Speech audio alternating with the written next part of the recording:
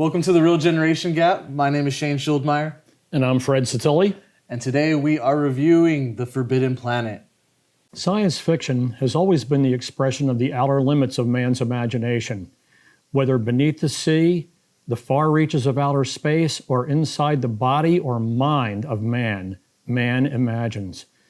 In 1958, a story was written. The story examined the very nature of man's subconscious mind. This disturbing story was recognized by cinematic pioneers who created the cinematic masterpiece Forbidden Planet.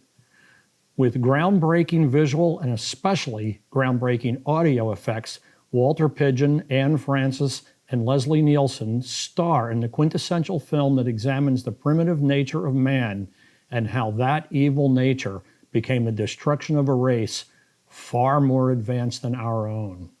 And that's kind of why I love sci-fi. You know, sci-fi predicts the future. And, you know, a lot of sci-fi movies say we would have flying cars by now and stuff like that. Right. So I always like to see them, and then, especially old ones, see them and see where we are today.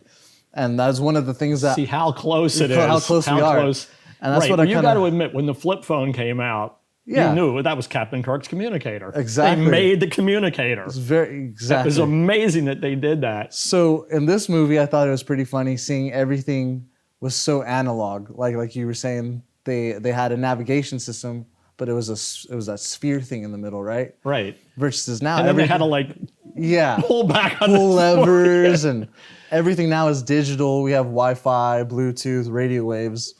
And then like he had his little communicator thing on his belt, but it had a wire. It was wired. It was like, so it's like he's kind of on point. You know, we can, you know, just do we have Bluetooth and stuff, but you wouldn't need a wire these days. So I think that's pretty funny. Yeah. And another fantastic technical thing that they had in mind was everybody knows when you're going to land the airplane, you strap in with seatbelts. Mm-hmm. Everybody knows that, you know, anytime, you know, you're going to land something, you're going to sit in the seat. But they didn't. They stayed vertical. There were no chairs in the spaceship. Yeah. They stood up. They stood over a thing that was exactly like the beam down thing in Star Trek, and a beam froze them standing up for the landing. Mm-hmm. And then when they came out of it, they were like in a little bit of a fog. Yeah, and that. So I noticed that, and my first instinct when they hopped in that thing was, oh, they're going to beam down. And I was like, they didn't have beam down yeah, yet. I was like, oh, this isn't Star Trek. Never mind. So that was just like a safety spot to stand, or somehow in the science fiction world, that was the way they dealt with the G-forces and whatever it would take, because they were slowing down from after speed of light. And they said like, oh, it kind of messes with your head when they came out, right? Right. They were like, oh, it's a little, yeah. Yeah, it was a little bit foggy. Yeah. It's supposed to take place in the 22. You know, 2200. So it's 1,000 years away or whatever. But they said right in the beginning, once they found out how to go faster than the speed of light, they could genuinely go to other stars. Yes. And I also liked the spaceship itself was like the iconic flying saucer. Like it looked nothing like a spaceship we have today, like with rockets and almost like an airplane. Yeah, it was a real Area 51. It was the iconic flying saucer. And the thing that always made me laugh was all that equipment and everything, like they could never fit in there. No, Where did they get? They had like Jeeps and trucks and like a boom thing, and you know, and they it was funny that they had to scavenge parts from the ship to make the safety perimeter. Oh, yeah, the safety perimeter and all that kind of stuff. As if a giant monster couldn't step over the safety perimeter. Well, who knew how that worked? Yeah. But because you saw when the monster came, it was big, huge, right? Yeah. The perimeter was big. But I like the fact, and this would be true in any movie, but it was especially fun in this movie because every person that was introduced was wow. So the first person that's introduced is the robot. And they see the shuttle coming at them, and it's going really fast. Yeah. And the guy says, the driver, that must be a maniac. Yeah. And it's the robot. Yeah, I liked the robot right away. I was like, oh, it looks just like Danger Family Robinson. Right. Lost in Space. Lost in Space. Looked just like that, which my dad had made me watch that years ago. So. Right, but it was 7 years sooner. Yes. It was 7 years before that. And then I actually looked up. It was an inspiration. This inspired that robot. And there was actually an episode of Lost in Space where they featured Robbie the robot. Right. I didn't know that. That's pretty right, cool. Yeah, keep that in the prop cabinet. Yeah, we're going to use that. Definitely. We're going to use that. And the robot costume is so funny because you could tell it's like just a dude in a suit. It's made for that. Obviously. But I'm sure at the time it was like amazing. But yeah, Robbie's a pretty cool character. I really liked. Like he's like kind of the comedic character of the movie. And it was neat because he had the clear dome, so you could see all the workings, like the things yeah. moving around and all that. Yeah. And you know, when we were kids, they had a plastic model. It was called the visible V8 engine. Okay. And it was a clear Chevy engine. And you would actually build it, and you would see how everything worked, the stuff moving around. And they even had, I used to call it the visible V8 man and the visible V8 woman because of the visible V8 engine. Okay. But they even had human models where it had the skin was clear, and you put the muscular and everything like that. They don't have that anymore. But the fact that you could see all that stuff working, they could have easily just put a cardboard box over that and it would have been easier to make. But they went to a lot of trouble to make that robot. Yeah, and I think the costuming too was something that should be at least noted.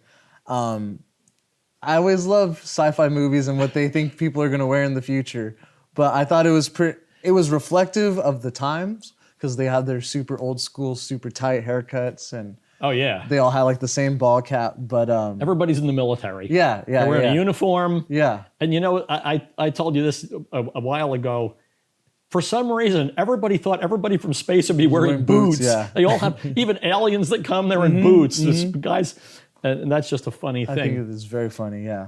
But the robot picks up a couple of people from the ship. That's when they introduce the next character, Morbius. And he's a genius doctor. He's a linguist. He's a language study guy. And it's important that that's what he is because he has to study the ancient language of these people. So you see him. Right away, I knew he was a bad guy. All black. Yeah. All black. Right away, I knew he was a problem. Maybe not sinister. a bad guy. He was sinister. All black. And he wanted them, he told them, don't even land here. It's not a good idea. You're all going to die. This is really a bad deal. Get out of here. We're good. Totally We're good. foreshadowing. We're happy. And so the robot takes him there, and here's the lonely old man, and he's got the robot companion. They don't know how on earth he could have possibly created him. And it's great how stuff is explained in such small bites. You know, he mentions it casually. How is it? And then right when they're pretty much all set to go, they're really pretty good. He explains the crew is all dead. And I loved it that he says, where else would they be but on a hill? They're buried on a hill, like in a cowboy western. And the graves are marked by crosses. They're all crosses on the grave. He says, I buried the crew, and I buried my own wife and everything. They're all ready to go. And then they introduce Anne Francis, the daughter. Yeah, you've had a crush on her since I was 10 years old. Right. Beautiful woman ever, right? Debatable. And well, I'm still waiting for you to come up with... Is she still around? And I can't imagine that she's still alive. But I'd like to know. But it's the standard of beauty. She was a real late 50s, early 60s. She had very wide apart eyes, you know, and she was very blonde, very, very fair. Those icy blue eyes. Yes, always, you know. And that was a really, even the brunettes at that time, they were still that kind of Jean Tierney beautiful. I know you don't know who that is, but really beautiful, like Donna Reed. Okay. Donna Reed, no. Okay, really beautiful. That's a brunette. Marilyn Monroe? Yeah, well, she was a processed beauty. Yes. Not like Donna Reed. Donna Reed looked like that when she woke up in the morning. So anyway, then Anne Francis enters the story. Now it's a whole new movie. Because now they have to see, really, they're there to rescue the crew. Right. Yeah.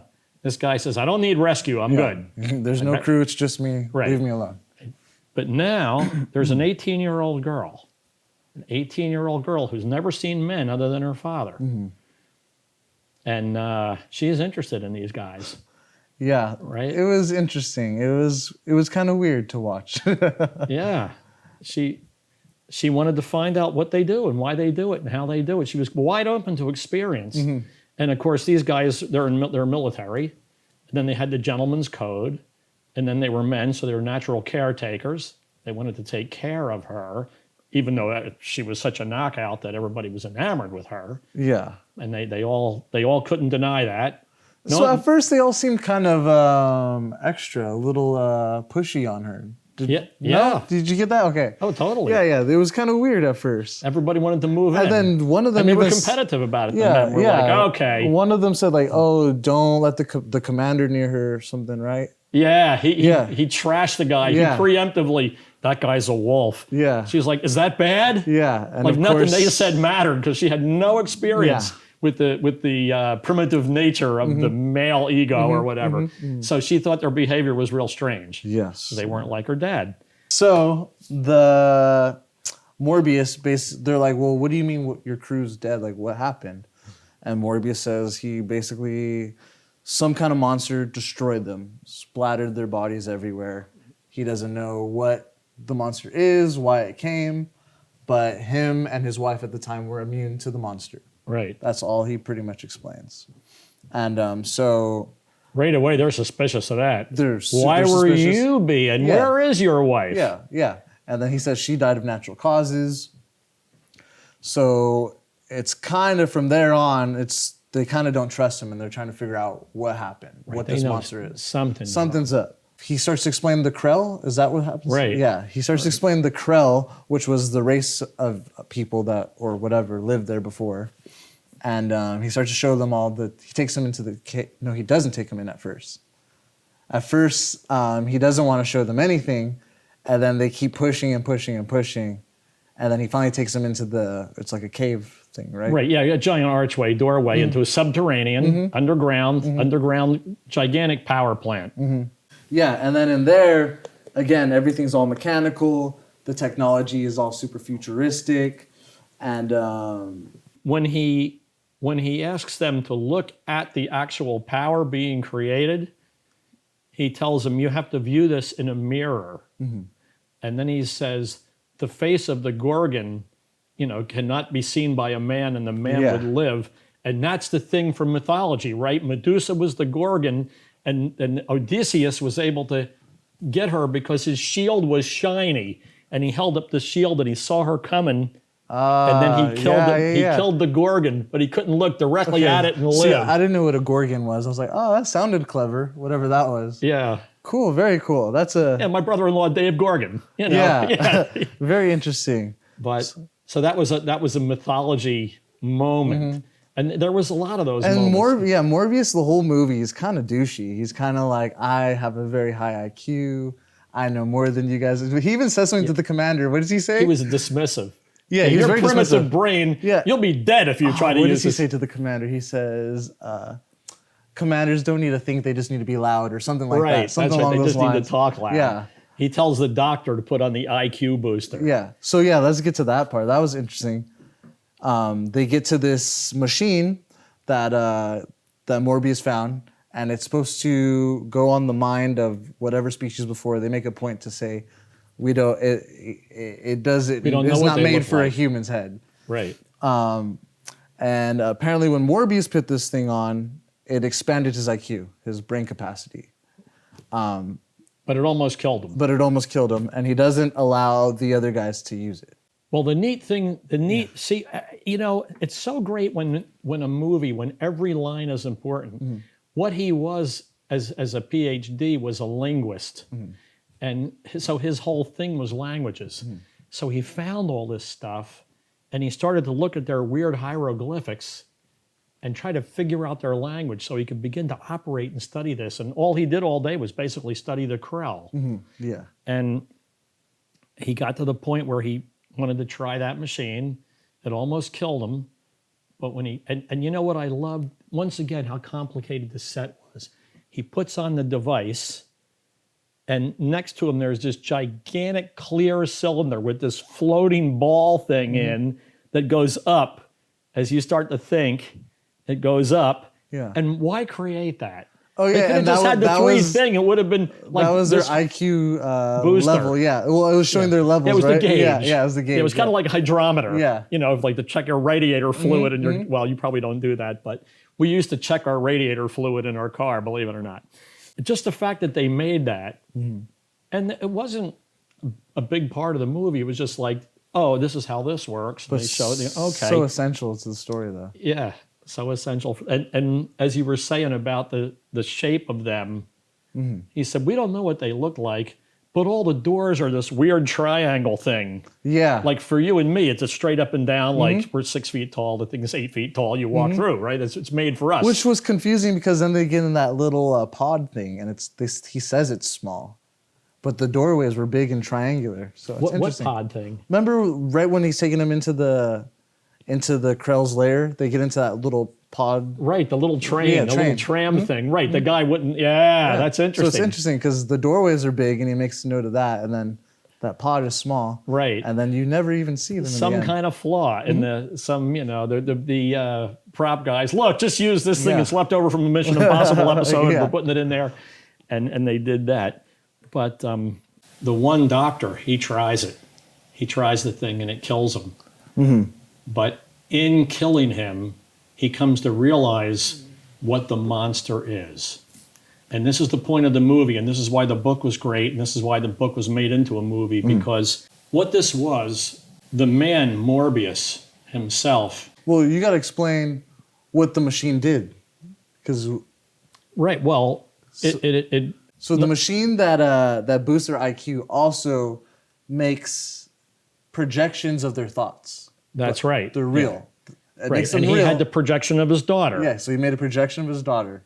So once the doctor tried the projection machine, the IQ boosting machine, he wanted to find out if he could do it. The machine was devastating to him and it actually killed him. But what he found out and what he noted just before he died was that this machine projected what you wanted to see or what you wanted to happen. It manifested your thoughts. The problem is you don't control all your thoughts. You have cerebral thoughts. You think on a very high level, but deep inside you, there's the limbic brain, the lizard brain.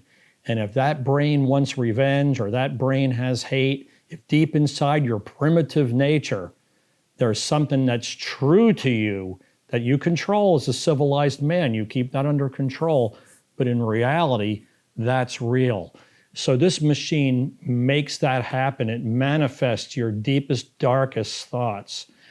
And this is, he tells Leslie Nielsen, the captain, he tells him they didn't understand the creatures from the id. And the id is a word in psychology that describes this inner limbic lizard brain. You have deep primal thoughts, whether they're lust or greed or hate or whatever, that a civilized man suppresses, but the savage man doesn't. And this thing allowed the savage man to come out. Morbius is a very civilized man. As this monster was appearing, he could never realize that it was the creature from his own id. It was his inner feeling. He did not want to leave the planet, and the rest of the crew wanted to leave, but he wanted to stay. And he wanted to stay so much that this machine manifested a monster that came after them and killed them one at a time. That's my one flaw with the script in the movie. You're going to tell me this guy with his amazing IQ couldn't figure out that it was a manifestation of his own thoughts? But it's explained right in the movie, because once they tell him, it's you, you're the monster, you're the problem, he says, my poor Krell, after 1 million years of civilization, they could hardly imagine what it was that was killing them, because they had evolved so much to suppress that savage nature that they couldn't even realize that they were the ones doing it. And their own savage nature wiped them out, just as his savage nature was now coming for him. And he has that line where he says that the monster is at the door and it's me, Yeah. and I can't stop it. Yeah. And it's so great. He realizes that to stop it, that he has to die. He realizes that. It's the only way. And because he realizes that man is not prepared for unlimited power. That's another line. Just it's like Oppenheimer. Man is not prepared. Just as he realizes he's going to die, he tells another soldier, press that button. And the guy, naturally, it's a plunger, a dynamite plunger, because they made it in 1958. So Morbius realizes that in order to stop the creature from the id, he has to die. Yeah. But he also realizes that he cannot allow man to have this unlimited power because all they will do is generate more creatures from the id. So he tells one of the soldiers that's there, he says, press that button. He's just about to die. He says, press that button. And of course, it's a plunger because it's 1958. That's how you settle stuff. So mechanical, yeah. It's so great. Couldn't just be like a button, but right, voice command. He's like, twist that lever. Yeah. Push that down, yeah. Or, auto destruct sequence 1, Morbius, and now it's unstoppable. And he tells him, it's unstoppable. You have 24 hours to get off this planet, and you have to be a million miles away. And they realize they got to go. Time to go. And of course, the monster comes through. He sacrifices himself. The minute he's dead, the whole thing, the drama's over. The monster's dead. He's dead. Yeah. Right? So now they know they have to escape. There's no way they can salvage anything. They got to run for their life. But they took Robbie. They take Robbie the robot. I love that. That's the set. They rescue him. Yeah. He's rescued along with the beautiful girl. They get him out into space, and they watch. In the beginning, when they shows him the power plant, he says, all the power of an exploding solar system. And then when they're a million miles away and they look through the view. It's kind of similar to Oppenheimer. I knew you were thinking when he sees the nuke blow up through the viewer. Right. It was kind of similar to that, yeah. Yeah, it completely overwhelms the screen. It's a giant blast. It's not a cute little explosion or anything. It's a galactic size, and that was really a great ending, a great philosophical story. I love to get philosophical about these things. I like to relate things from the past, even from the Roman Empire or even the Egyptians or anything, just because it's... Back when you were a kid. Right, back when we had the asp, and it just occurs to me that it was the battle between good and evil. Civilized man against the lizard brain, the limbic brain. What would win out? What would win out? Yeah, that was the story. Yeah. Yeah, the limbic brain was winning. The evil of man was ultimately dominating. Yeah, see, I'm still a little caught up with that in the story. It just it's just hard for me to buy that this smart guy, the super smart guy, just couldn't see that. Why couldn't he contain that? Because you beat your heart, but you don't know how you beat your heart. You do things that are beyond your control. The lizard brain, the limbic brain, is beyond your control. Your cerebral brain cannot control your fear, your loneliness, these kind of things. And they're part of your animal nature. And even this advanced civilization still was controlled by its animal nature. Yeah. Now, I see, I'm very much into the whole Buddha and the demon and the yin and yang of life. There's always a balance of those two things. But the balance, it's like matter and antimatter. Why don't we just blow up? Something is a little bit dominant. Yeah. Matter is dominant over antimatter, or we wouldn't be here. Well, real quick, you just said yin and yang, and I just kind of put that together because Morbius is in all black, and his daughter, I forgot her name, she's in all white. Right. And she kind of represents the life, the fertility. Is purity and innocence and wide open curiosity. Yeah, I just made that connection. She's open to everything, and he's closed to everything. He's shutting the stuff down. She's trying to open stuff up. Yeah. Now, in the end, they save her, right? So the dove is saved. Yes. Oh, wow, yeah. But right now, we live in a society where we have to ask ourselves about our own subversion. What is winning in our society? It seems like the dark forces almost have the unlimited power of the Krell. It seems that the dark forces are unopposed. We're not sure where the power for these dark forces comes from, but we sure do see it in our society. Mm-hmm. We sure do see it. And the people, everybody, you hear all the time in the news are saying, everybody has to wake up, everybody has to wake up.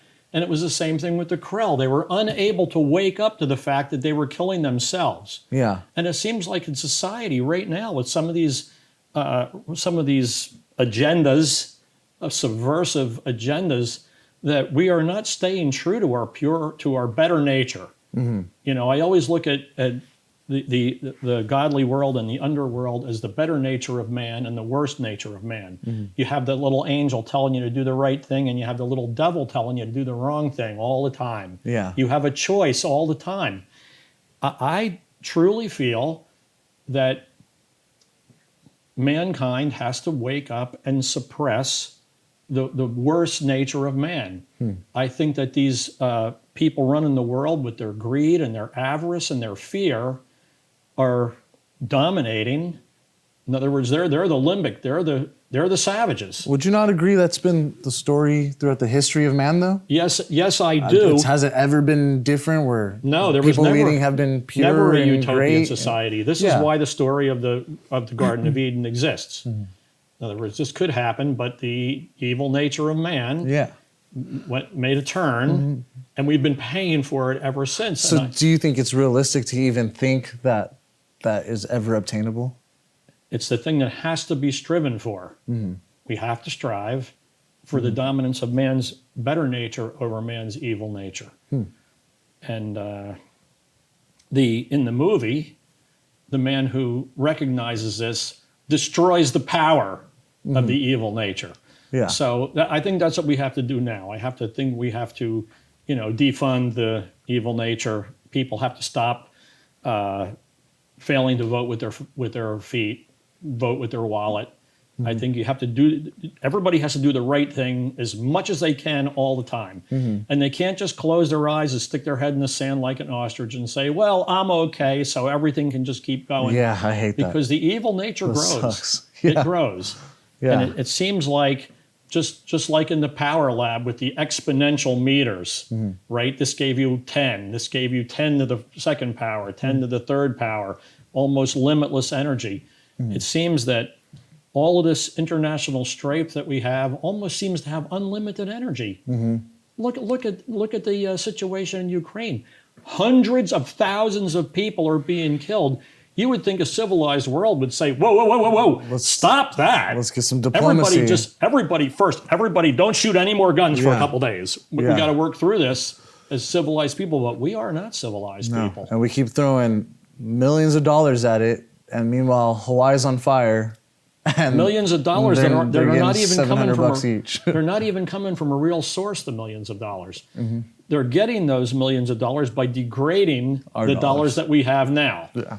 So it's really heinous. I think the movie addresses this, like you said, a subject that's 10,000 years old. I mean, it's Cain and Abel. Yeah. Right? I'm not my brother's keeper. He's jealous. He kills his brother. Mm-hmm. It's just... Yeah. Morbius, internal conflict. Morbius wanted what he wanted, and he created a monster to stop everybody from getting what he wanted. Yeah. He wasn't even he was unable to even stop it. Mm-hmm. It got a life of its own because it was in the part of your brain that you don't control. And I think we have a lot of that in society. I think a lot of people are living with their limbic brain, with their lizard brain. I really do. I think a lot of the decisions are made are gut reaction, knee-jerk, selfish, careless things. And hopefully we can do better. You think that's the majority of people, or do you think that's the leadership in our government? No, there is no leadership. Those are tyrants. Those are people, they're not leading us anywhere. They're controlling us, holding us back. They're standing on our shoulders to elevate themselves because in reality, they are not productive people. No, but what I'm getting at is none of these world leaders are growing food or educating children or building roads. So what I'm getting at is, they're all parasites. Think they're all led by their limbic system towards evil? Yes, they are. They're like, I'll crush anybody. Do you think they're consciously doing that? Do you think they have better intentions for everyone? No, they don't have better intentions. Not at all. They can't control it. It comes from something that they can't control. Yeah. Just like in the movie. They can't, I don't want to name any names, but I don't know how that'll fly. But there are people that can't help doing the wrong thing. Yeah. And you see this at a small level. There are people who can't help being a drug addict or a gambling addiction, or they can't help overeating or whatever. They know in their mind what's right and wrong and what to do, but they can't help it. Just like Morbius he couldn't stop the monster. Yeah.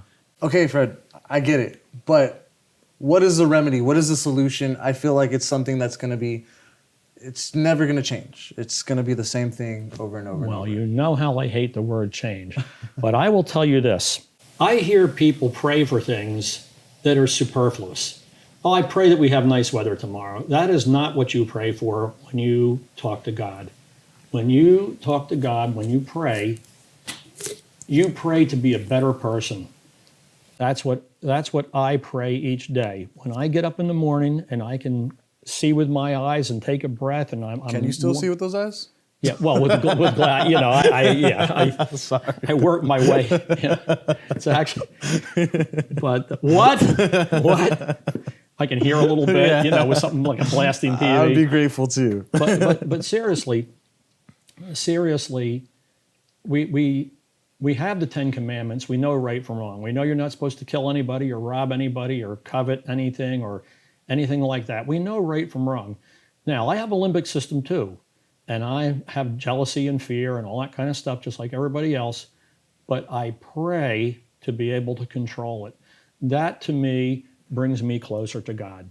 So my feeling about it is, we have the dark side, the demon system or whatever is trying to crush religion, because they don't want you to use your better nature or develop your better nature. They don't want you to be kind. They want you to be fearful. Okay. They want you to be jealous. So what do you say to someone like me? I don't consider myself a spiritual person, but I consider myself a good person. I don't pray at all. Only like when I go to the dentist or something. I know. But Well, I don't sit next to my bed like this and anything like that. You are a very good person. Thank you. I do know that. I do, have a very sincere nature and all that kind of thing. And you know how they say pray for somebody else? Yeah. I pray that you don't give in to your limbic thing, that you don't fall, you don't falter, that you continue to work hard. I know you work, several jobs. You're a real motivated, productive guy, and I really respect and admire that, because so many aren't, and they have to look at themselves in the mirror, and say, I got to get up and go to work. I'm useless. I'm a drag on society. I pray, and you don't seem to need remedial. But you have to constantly be aware that you could become lousy. Yeah, definitely. I've been lousy. Okay. And I've been lousy. But I think our perspective on that's a little different. Sounds like you go to faith-based ways of keeping you on the good side of things. Interestingly enough, this is the generation gap again. When you're young, you have many, many years ahead of you. And you haven't evaluated a lot of your life yet. But when you get older, you start to evaluate your life, and you start to, what did I do right? What did I do wrong? And the people around you, what did they do right and what did they do wrong? And the desire or need for a better society, like you're just tougher than me. You could handle more problems than me. You're more resilient. But with me, I'm a little more thin-skinned now. I want everybody to be nice. I can't have a world war right now. I'm not, you could probably survive one. I can't. Yeah. So I'm a little bit more introspective. Yeah. With you, you're still in a bar fight. All day long, anything can happen. But I think that the spiritual aspect of this is really, really, really important. And I think that in the past, people had spiritual upbringing. Yeah. And they did the right thing because it was the right thing. I think people now have become more selfish, more ungrateful, and I think that is a spiritual problem. I will agree with you to an extent. I think it is important for, I don't want to say spiritual upbringing, because I grew up super, not super Catholic, but I grew up going to CCD, Sunday school, Catholic school, stuff like that. Catechism, yeah. Yeah. And it does kind of lay foundation for what a good person is and does. See, that's the training. So yeah. you know not to kill people. Really, you're a good Catholic, even though you're really not a practicing Catholic. But those things are ingrained in you in some level into the limbic system. You know. So I think it's important. I think it's a very important message in the movie that for good to triumph over evil, it's a spiritual battle. You can't just be selfish and lazy and careless and avarice. Yeah, and what I was getting at is a lot of people I know, or a lot of my generation and even younger generations, I think they're getting further from that, from the spirituality, whether good or bad. Man, all these girls believe in, what is it called? Astrology. You know, like I'm a Cancer or whatever, and that dictates. I'm a Cancer. It's funny that you picked that sign. I'm a Cancer. Well, I am a Cancer. Yeah, it's I'm like a the only one I know Capricorn. and how that dictates so much of their life and stuff. And I don't consider that spirituality. But No, it's not. It's just fun. Yeah, it's just exactly. wacky. You know. But I think that's almost kind of replacing. It's like it a magic in a weird 8 ball. way. Yeah. So it's very interesting. Yeah. No, what has replaced spirituality is this indoctrination, is this liberal agenda where you don't have to admit what you are, you don't have to be responsible for what you are. You're owed an education, you're owed a living, you're owed healthcare, you're owed all these things by society. You're not owed any of these things, but this is their Bible. I somewhat disagree with you because I don't want to say I am necessarily owed these things, but in the richest country in the history of time, we can certainly afford these things. Absolutely we can. Yeah. But where does the money go? And it goes to Ukraine. But I'm typically against remakes, but this one I feel like... I agree with that. This one I'm like, I think they could do a good one. Okay. Yeah. All right. Well, obviously you know that I love the movie and I give it a 10. So you're going with the solid 10 again? Because I'm waiting for you to suggest one that I can tear to pieces. Okay. Yeah. No, I like this one a lot. Like I said, I had a little issue with the story. It's still weird to me that this super smart guy can't overcome the monster within. Or even recognize. Like, maybe it'd be better if he was like, it's me, I know it's me, I can't stop it. That's different. The fact that he can recognize it, I was like, eh. But I give it like a... Well, you know something interesting about that? A lot of times there's such a thing as denial. True, yeah. So it might be that, once again... He was in denial. Right, like you know damn well that you did this. Yeah. But you're going to deny it. And I mean, you can believe your own BS. Maybe it was like some trauma and he was like blocking it out. Yeah. Right. Yeah. Right. So traumatic because the whole crew's dead. He's responsible. So maybe he did. Now that wasn't addressed in the movie, but we're thinking about it, and you know, with our advanced psychological knowledge, we're putting that together. You know, Dr. Shane. But it is a good point. But okay, so do you? I'm giving it an 8.6. Okay. I liked it. I liked it a lot. Like I said, 10s are hard for me. Right. Well, you've established that, and I respect that. Yeah. Because you still haven't seen The Godfather. So I haven't. Okay. So anyway, I guess that's it for the... Forbidden Planet, yeah. Right, for Forbidden Planet. Thank you very much. I'm Fred Sottile. I'm Shane Schildmeyer. Please like, comment, and subscribe. Let us know what you guys thought about the review. Let us know if you've seen Forbidden Planet, what you think about the movie. And let us know what you think we should review next. This is The Real Generation Gap. Thanks again for sticking with us to the end. We really appreciate it. Thanks for watching, guys. We'll catch you guys in the next one.